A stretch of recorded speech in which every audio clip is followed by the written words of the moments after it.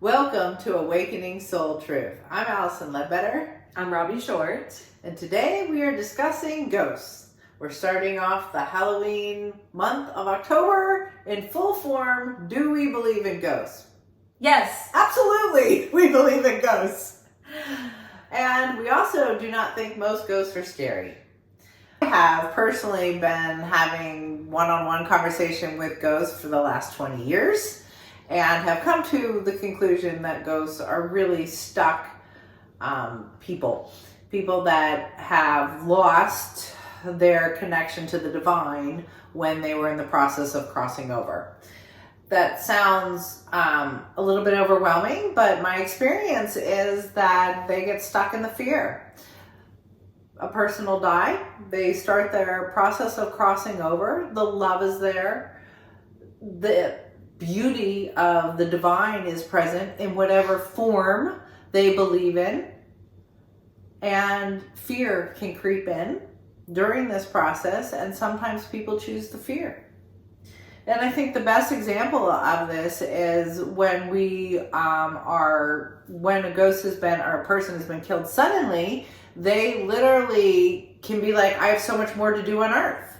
I've got so much more I'm committed to. So traumatic accidents. And they really they latch onto, I need to help my family, or I can't leave, I'm responsible for this, and they stay. And when this happens, they start a circular motion of being in the fear of that commitment they make to fear instead of love. And so when I encounter a ghost, I hate saying the word ghost, I'll be honest. I think it's a really harsh word. Do you like entity better? I love entities. I like entity. Yeah. I love to say people without bodies, they are entities that no longer have a physical form, but they're very real. They can even look exactly the way they did when they were alive. They just don't have a physical body. The point is that they commit to a storyline of fear, and they go into kind of a circular motion, and that can take place over time, and it can be there for what our experience of time is for hundreds of years even, if not thousands. I have met souls stuck 12,000 years old. And that just opens up a whole can of worms right there. All right. So thank you for that introduction. That is amazing. Mm-hmm. We had just released a video talking about Allison's journey to awakening and becoming a medium. Yes. And hopefully you've listened to her story and saw how she followed her heart, followed all the signs and synchronicities, and eventually it started opening up this whole new world for her.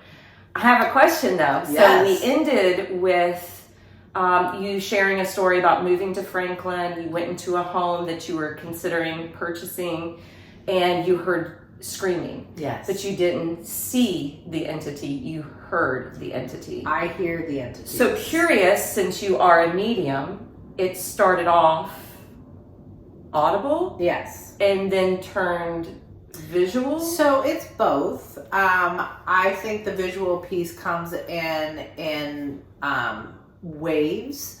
That's hard to describe, but it's always auditory first. And occasionally I see it. Sometimes I can smell the lifetimes. Mm-hmm. That's been really hard to deal with because I've cleared a lot of wars. I have found, yes, I will be working on a client and they will be experiencing some past life trauma, some energy stuck in a past life. And I will then start to Reiki them and bring love to their heart to be brave enough to look at, where is this energy stuck? It's usually stuck someplace in time, in the past. And as we proceed with that, I will get visual pictures and smells and information. And it's like the same of healing. Anything that's stuck traumatically in the body now can be stuck in a time-space continuum. And so you start to unlock this fragment of their soul being in that fear spinning cycle I talked about earlier, in a different place and time. Same principles apply. You're loved. Everybody is free to be loved, to connect with the divine. You always go through your heart. Always, always, always connect with the heart. You will meet the divine, and whatever version plays out for you, because your free will is in place, as soon as you connect to love, you cross over. So I just hold space for people connecting to love, and they do their journey. I'm a witness. I do nothing to coerce or change or force or anything. So to back up just a little bit for our viewers. Yeah. To go back to the beginning videos of consciousness and intuition and are you psychic, and then eventually developing these videos about mediumship and ghosts. Yeah. We can see, or at least I hope you can see what I'm seeing, that you started having these psychic hits, so to speak, and you listened and followed, and it developed and got stronger over time. Yes. The more you practiced it and the more you received it and believed it. Okay. Yeah. And now, thank you for pointing that out, because it's such an amazing point. The more you trust your divine essence, and for me, I do use the word God. A lot of people don't. When I am working with an individual, I use divine presence, because free will name and describe your relationship with the divine. I cannot really know that. I'm just here to present love in an energetic form. And that makes sense, because I told you in my story of becoming a spiritual seeker, one of the first books that I ever read was Life After Life, and it was a compilation of stories of people who had near-death experience. Obviously, they had come back, but they were all sharing, you know, the exit point of the body and hovering over the body and not wanting to return to the body, being met by a loving entity. You know, all their stories are a little bit different, so I don't want to continue past that point. My point in saying this, though, every person that was interviewed was met by a different entity. So they may have described it as angels. Some described it as past loved ones. Others described God, Jesus, Allah, you know, dependent upon the Buddha. Yeah, the Buddha, yes. Sometimes it's nature. Sometimes it's an overwhelming sense of the tree of life opening up and really bringing light in. Sometimes the Native Americans, they cross by walking into the light of the sun. And the Native Americans are the only group that have a really consistent, harmonious kind of will of crossing over. Right? I don't see that in other major religions. I don't see like Christians going across with, you know, the pearly white gates and the symphony playing and angels singing. Not all those aspects are there. It's a much more intimate experience. And it's a one-on-one relationship with the divine, and how you interpret that, and however you interpret it, it'll show up. The Native Americans, however, always walk into the sun. It's pretty remarkable. That's really cool. How consistent they are. I wonder if they originate from the sun. Yeah, that's their source. I don't pretend to know all the makings of the universe, that's for sure. But, oh, wait a minute. The sun is also said to be a portal. Yeah. Well, then that's the portal they are using. Okay. Yeah. So, to be more comfortable and bring this back to the fact that most of us have experienced our loved ones after they've deceased. Many people recall experiencing that. Yes. I actually have something with my girlfriend, one of my best friends that I had. She passed away probably about 7 years ago. We were roommates through college, and she was a photographer. And anyway, I got word that she had gone into a coma. And when I discovered what happened, she had suffered with migraine headaches from the time I don't know if it was the time she started her menstrual cycle or if it was something that developed. But anyway, I remember when I lived with her in college, she was taking pain pills for migraine headaches. And she unfortunately became addicted to painkillers and went to rehab several times trying to kick it. And she was actually doing really well and had a seizure in her front yard, and nobody was there with her. And like a lot of people who seizure, they start to vomit, and she was on her back, and it, I guess, flooded her lungs, and she went into cardiac arrest. Her brain started swelling, and then she's in a coma. Oh my goodness. And when I discovered this, when I went home that day, I actually called a psychic friend of mine to see if he felt like I should rush to North Carolina to be at her hospital bedside. And he actually told me no. And so I trusted his advice, and I stayed home because I was running a business. I really couldn't just run away anyway.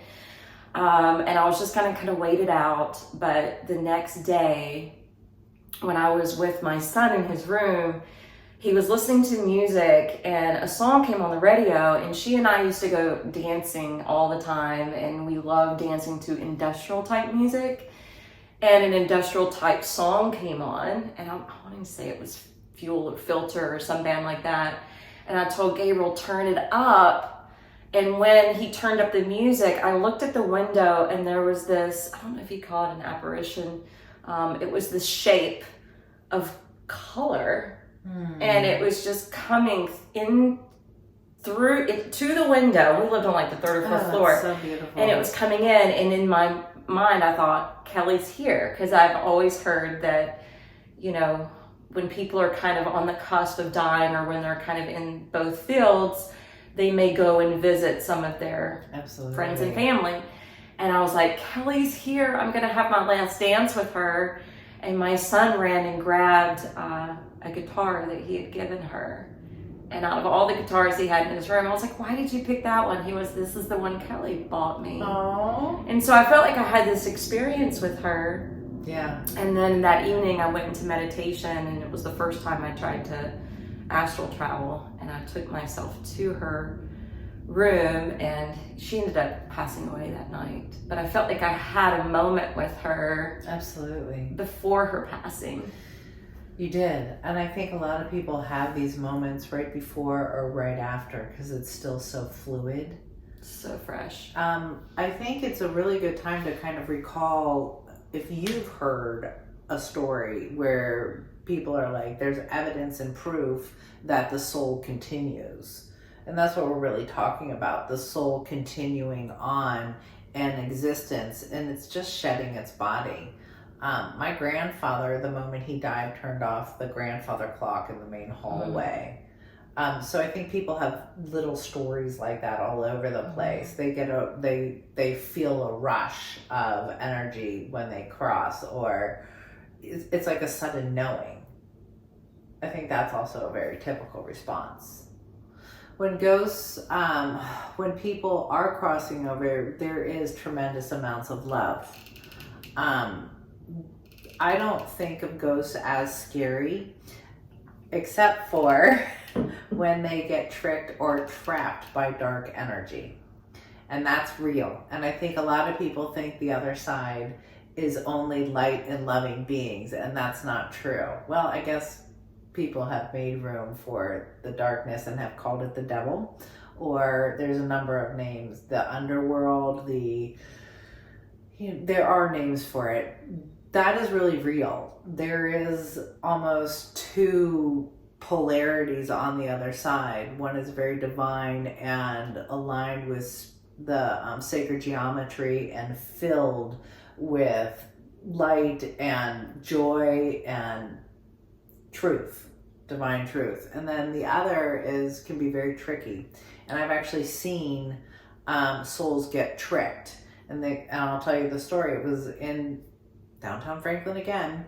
A realtor had actually called me because they couldn't sell a house. And it was because the house was so haunted, and it was newly renovated. It was absolutely beautiful. The house, though, they could hear constant music playing. I was like, okay. So I go down there and I walk into this beautiful, beautiful modern day kind of ballroom. And all I can see is people dancing. And they are just having a fabulous time.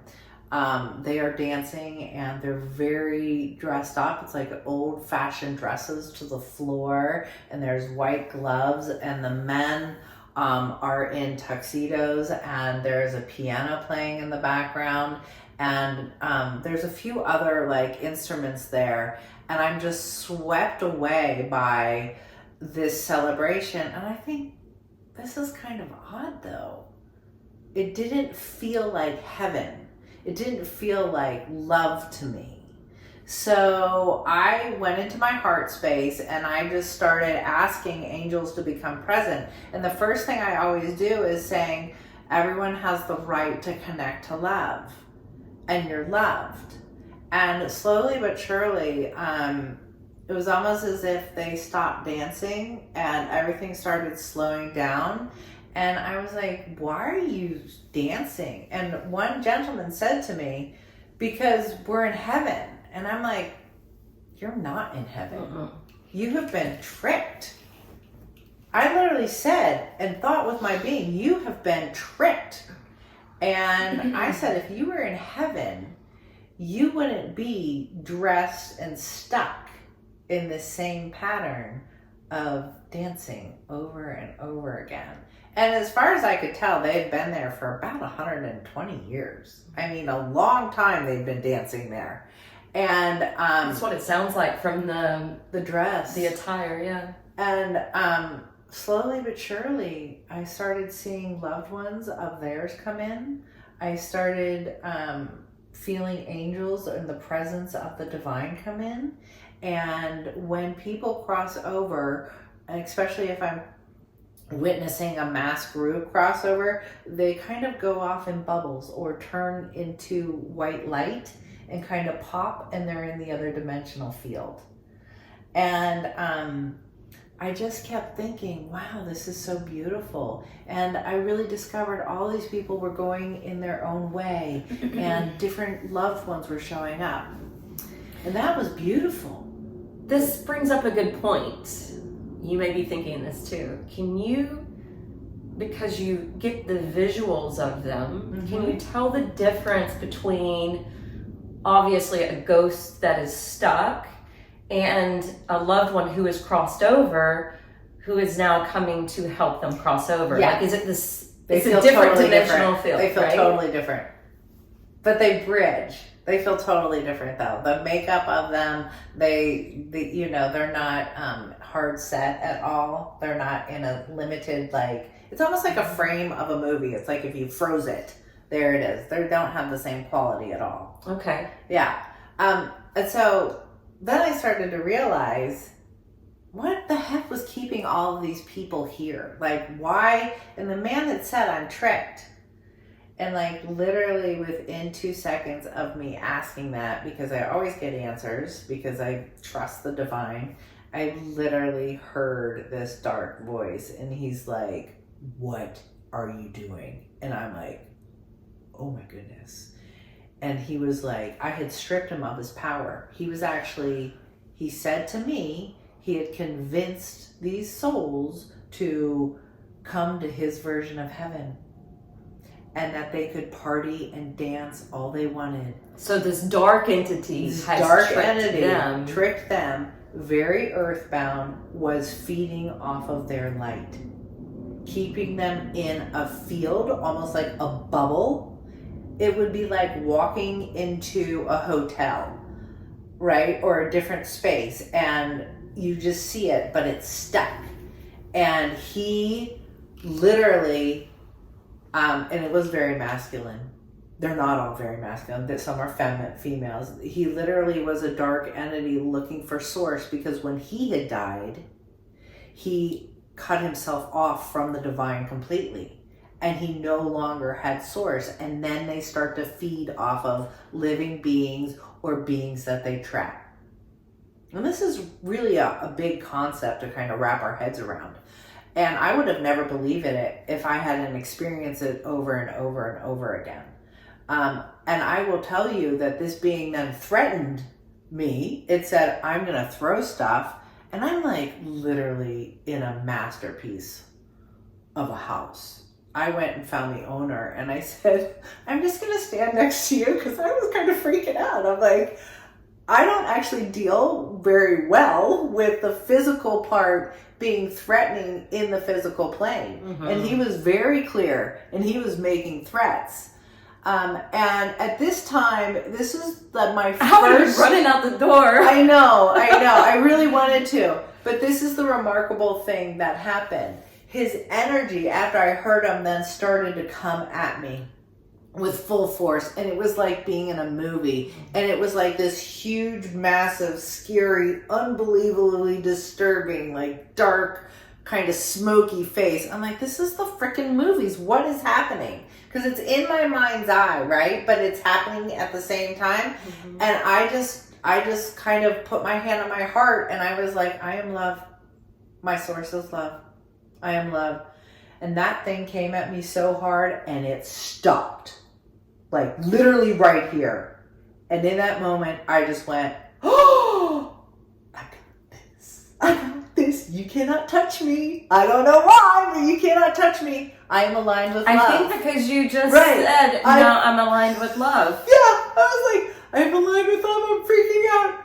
And at that moment, I think it gave me all the power I've ever needed. And that was, I choose love.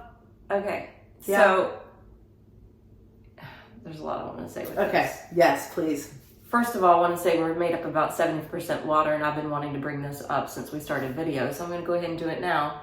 There is a Japanese scientist that studied the molecular structure of water. He took the most polluted water and he said things like, I love you, or he'd play a Beatles song, and it stayed crystalline, right? And made the most beautiful crystals. The most polluted water, actually, that was the most distorted, when he said that, turned beautiful and crystalline, yes, snowflake-ish.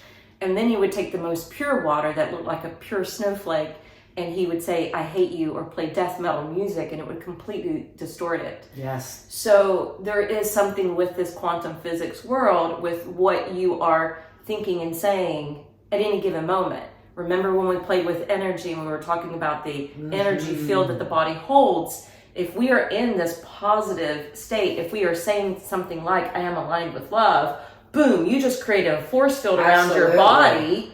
And you're standing in that divine essence, where stand in the light. He couldn't touch you. No, he couldn't touch me. But imagine if she had leaned into fear. And we've talked about there's fear or love. I like to look at fear of love as being like, in church sometimes they'll say, oh, there's a little angel sitting on this shoulder and there's a little devil sitting on this shoulder. Yeah. To me, the devil is fear and the angel is love. Yes.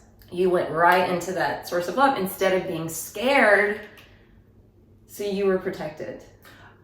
I was scared, but I chose to align with the love. I would be scared too. I was until the moment I felt it stop, and then I was like, oh, and my force field of love and the conviction of it probably just went amplified. Yeah.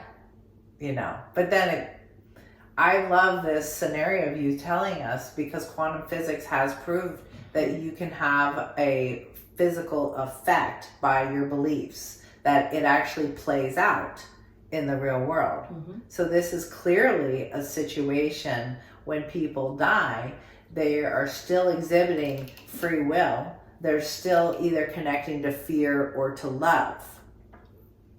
That's why it's so important for us to live a life moving all of our being to love. And knowing what you do for a living and crossing people over, and you had told me the story about the dancers in the house. I lead a yoga teacher training, usually once a year, and we rent a home.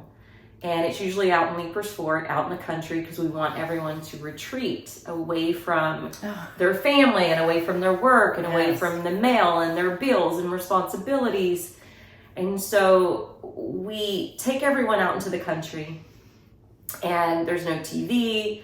We try to limit cell phone use.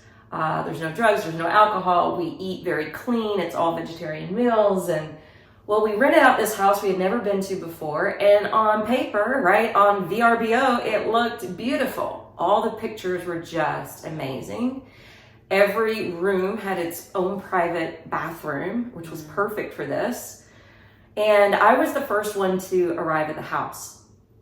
And I had the key code to get into the back door, and I felt a gnarly presence. Like, I felt a lot of negative energy, really, when I drove onto the property. And I thought maybe I was judging it. I kind of threw it off because I thought maybe I'm judging it because they didn't mow, right? They didn't mow the grass. So I was thinking, oh, it's kind of built up. Maybe it's just giving the vibe. But then I was going into the house. It felt really dark. It felt really heavy. And when I went into the house, I went to check out all the bedrooms to see and to place everybody in which room they were going to be staying in. And the house had crystals in it. Messages of love, like love pillows and pictures, and everything just was beautiful. But over the garage area where they had renovated an extra room and a bathroom and then a side bedroom where we were staying, the energy was completely different than the rest of the house. Yeah. To make a long story short, the next morning, one of our students told us about a nightmare she had, and the nightmare was of a 15-year-old farmer boy that had come into the living room with us while we were doing our yoga. And then she saw this demonic person come into the room whose face was changing from my face to that face, back and forth. It was a man going back and forth, back and forth.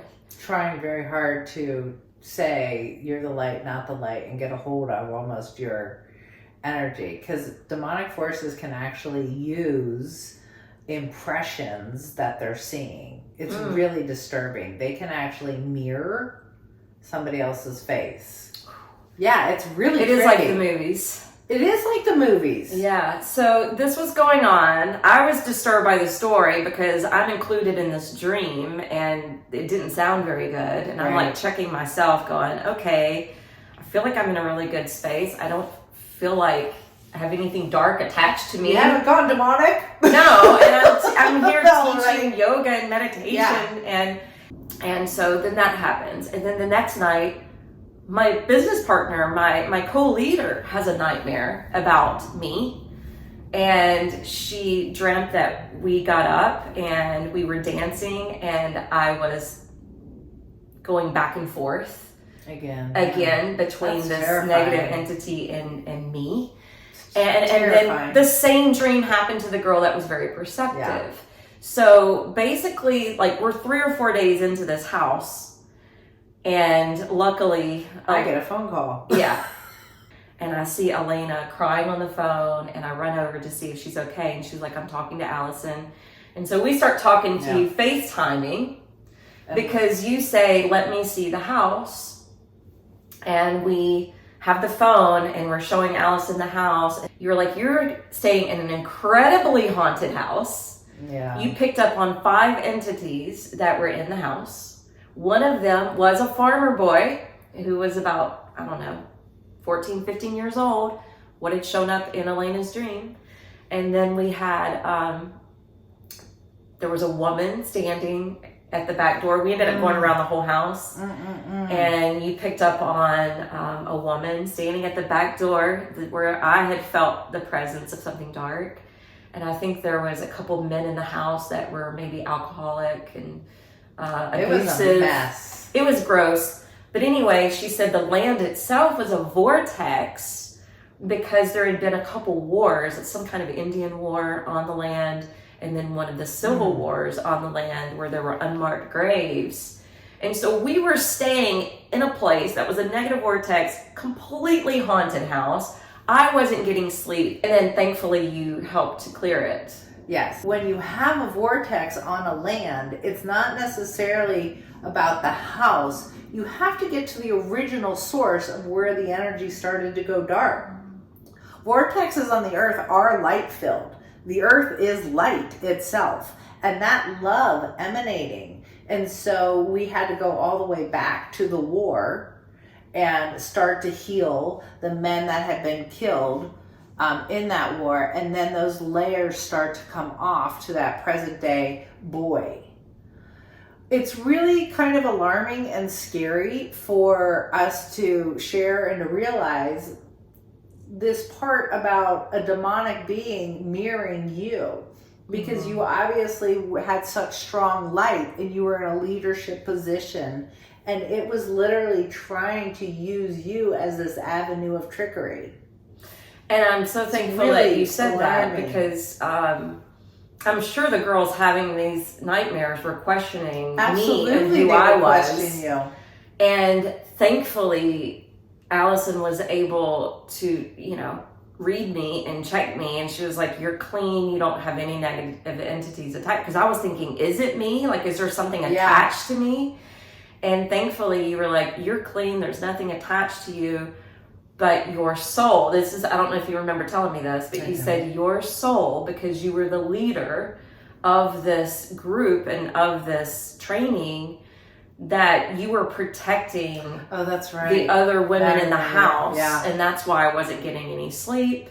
Yeah, because you felt responsible, and you're like, we can actually do this. Beings of light can actually pick up and take on dark entities and hold them until they transmute into love.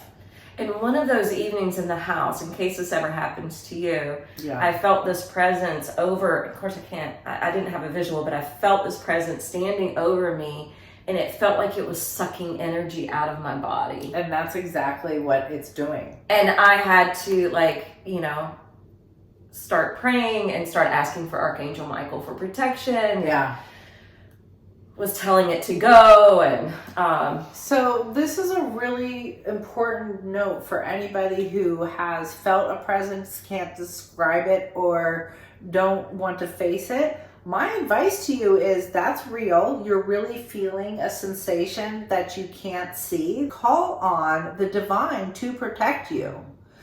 Your heart is equipped to do that. Your heart is connected to the divine. And when you fold in hard without any questions and just say, thank you, divine love, for your presence and protection. Thank you, light and love, for my wholeness. Do not step into the fear. Do not step into the entity. This is not a time to go, hey, what are you? No. This is a time to double down and go straight into this space of light. Then you can feel the wisdom and get answers. When I'm asking questions of dark energy, about dark energy, I am relying on my heart more than I am relying on the source outside of me. Mm-hmm. And that entity is outside of me. It is a very clear space of, I'm going to trust the wisdom of the divine to show me the answers and to bring full shielding protective light all around me. All right, and on that note, I think we should meditate. Yes. I trust the divine light within me.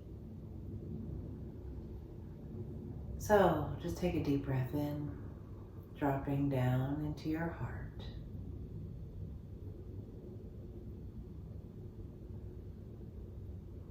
Allow yourself to begin to notice the rise and fall of your chest.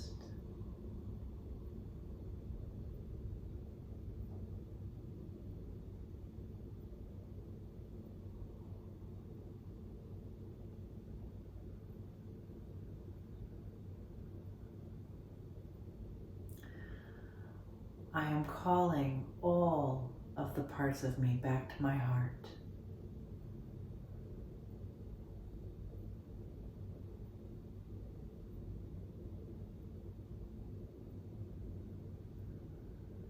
And I feel the grace of the divine presence in my heart.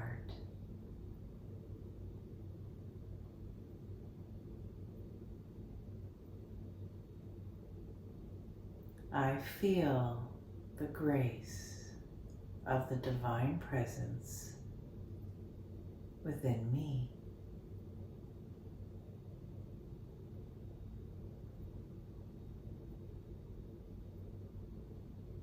And every time your mind gives you a self-doubt,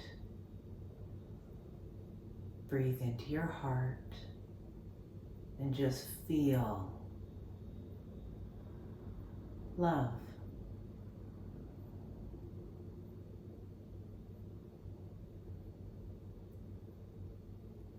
Take a minute and recall a moment where you have felt extraordinary love.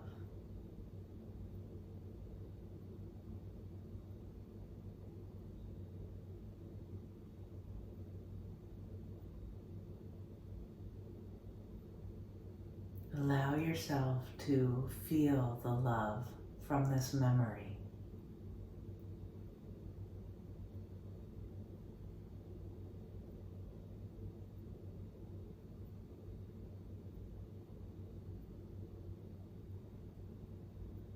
And breathe deeply into this space. I am loved.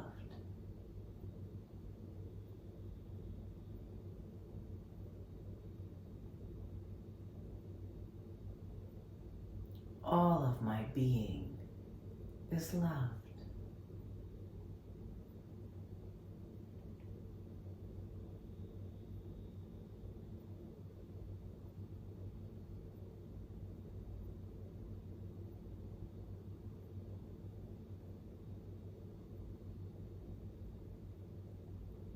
My source and my foundation is love.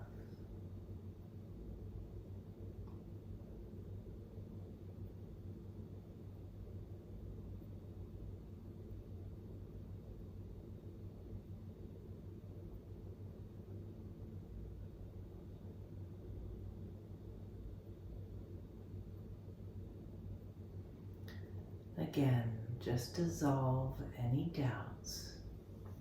The presence of love is inside of every heart.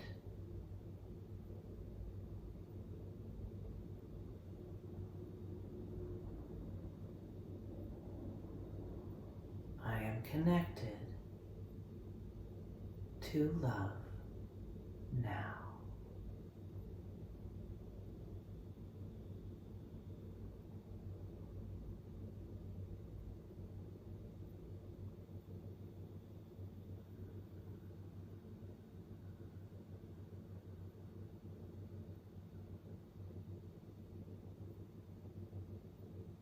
And with every breath, this love expands.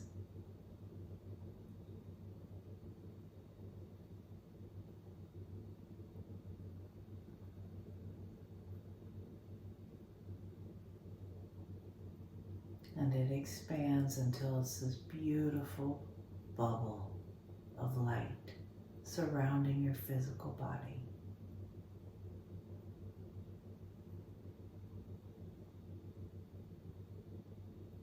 So that every cell is receiving love.